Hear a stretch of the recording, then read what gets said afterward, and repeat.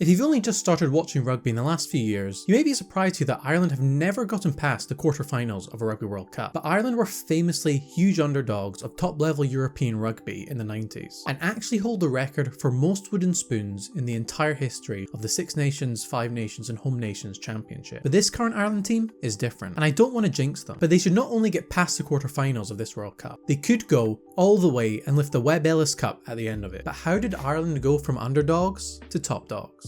In 1995, rugby went professional, a decision the IRFU were originally against. They struggled in the first few years, with many of their stars flocking to the English Premiership and being well beaten by South Africa in 1998, 37-13 and 33-0. The IRFU eventually realised change was needed if they were going to avoid being cut adrift by the other top sides in World Rugby. The first step was to establish top-level professional rugby in Ireland. Instead of following other European nations like England and France, they decided to follow their friends down south New Zealand and turn their pre-established provincial sides, Munster, Leinster, Ulster and Connacht, into the professional outfits of Irish rugby. They then joined up with their Celtic cousins Scotland and Wales and founded the Celtic League in 2001, which is now known as the United Rugby Championship. This has proven to be a fantastic decision by the IRFU. It meant they had full control over professional rugby in Ireland, meaning they could decide who played and when they played. They also had control over player development pathways, meaning they could provide game time for their hottest talents by moving them around the provinces. The IRFU chose this tactic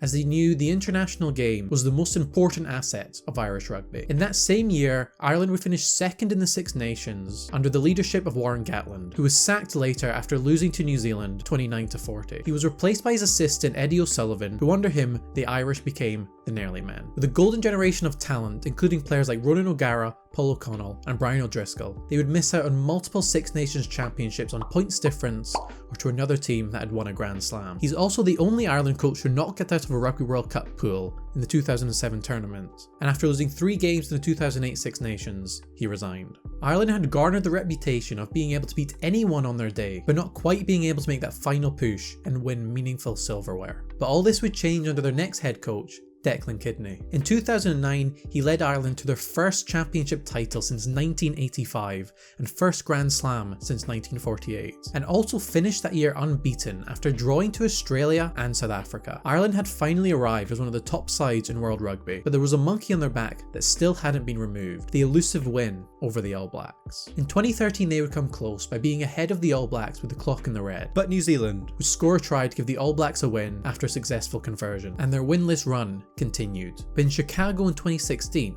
this would change. But before that, a massive change happened off the pitch when the 2013 strategic plan was announced. This wasn't Ireland's first strategic plan. They had one in 2004 and 2008 as well. But this one was different. This was about to change rugby in Ireland forever. It was titled From Grassroots to International Success: One Island, One Passion, One Goal. Some classic cringy rugby titling, you'll love to see it. This one was all about building a system that would lead to a World Cup title. The World Cup they were concerned about was 2019, but that's not important. You can clearly see the pathway that Ireland was building from their announced funding plan, with nearly 40% of funding going to the provinces, even though they only brought in 14% of income. And the same with the domestic game, gaining 19% of the funding while only bringing in 5% of the income. Their plan was to use the national team to fund the pro game and the domestic game, to create pathways all the way up to the national team. And it worked. Their objectives were to have one province win the Heineken Cup in the next 4 years, an Irish province to win the Pro 12 every 2 years, and for 2 provinces to be in the top 4 every year, which they basically did. Okay, it took them 5 years to win the Heineken Cup, but in the league between 2014 and 2018, they won 3 of the 5 titles, and the 2 they lost, the runners-up, were Irish. And since 2019, they've won 4 of the 5 titles up for grabs. It's been complete dominance from the Irish provinces in the league that changes formats every 12 minutes. But has this translated to the national team? Well,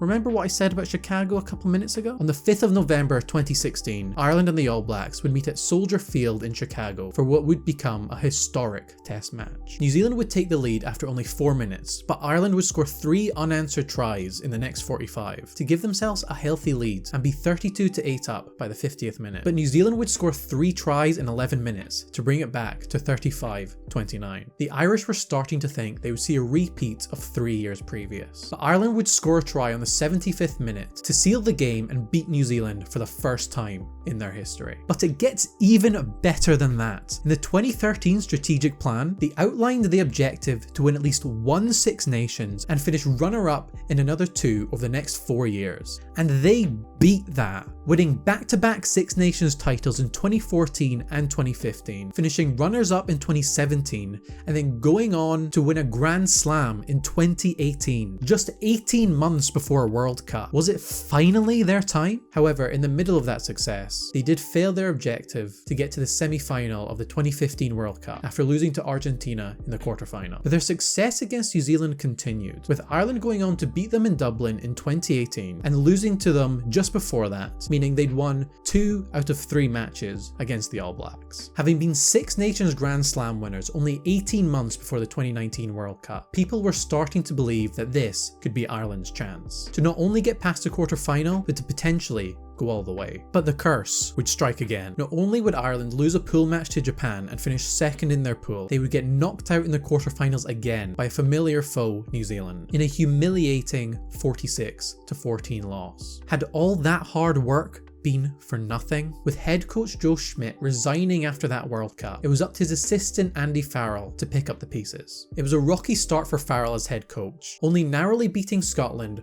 partly due to a butchered try by Stuart Hogg in the opening match of the 2020 Six Nations. But they would lose to a rebuilding France side and England, who were just off the back to losing in a World Cup final. They would have a less than successful 2021, losing to Wales away and France at home, before nearly butchering a healthy lead against the Scots at Murrayfield, and only just pipping them by 3 points in the end. There were even some calls for Farrell's head by the end of the summer, but his contract was extended and he went on to win all 3 games in the autumn, including another against the All Blacks. They would narrowly lose out in the 2022 Six Nations to Grand Slam champions France, before becoming the first team to beat the All Blacks in a 3-match test series in New Zealand in the professional era in the July internationals, with the cherry on the cake being the 2023 Six Nations Grand Slam title. So with the 2023 Rugby World Cup having already kicked off, can Ireland become the 5th team to lift the William Webb Ellis Trophy? A competition you can learn the entire history of by watching this video right here. Thanks for watching.